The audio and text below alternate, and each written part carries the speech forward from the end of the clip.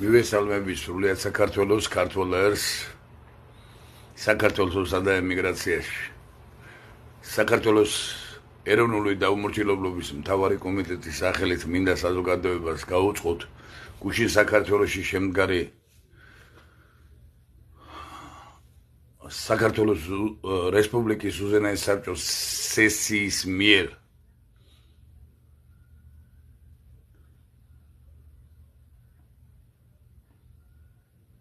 იყო მიმდინარეობდა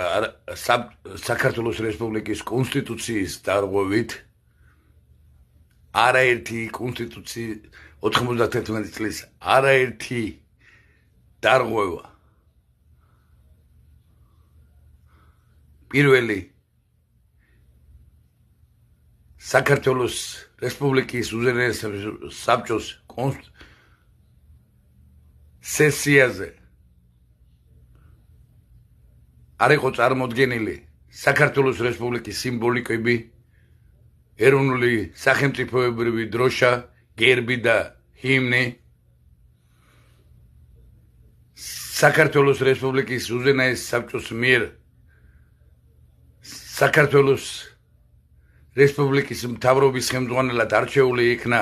გურამ აფსნაძე,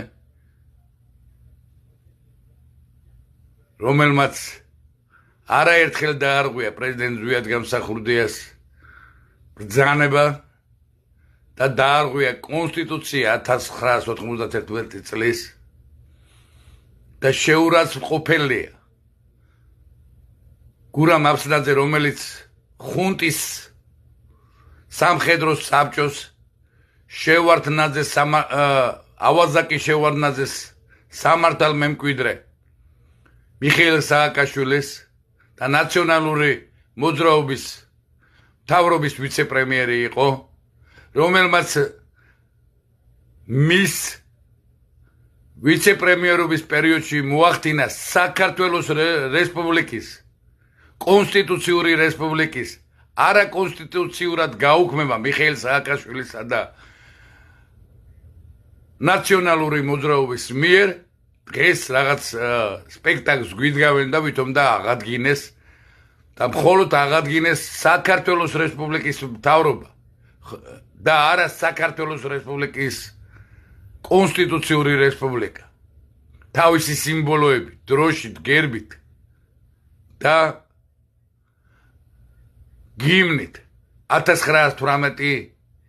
წლის 26 მაისისა და 1991 წლის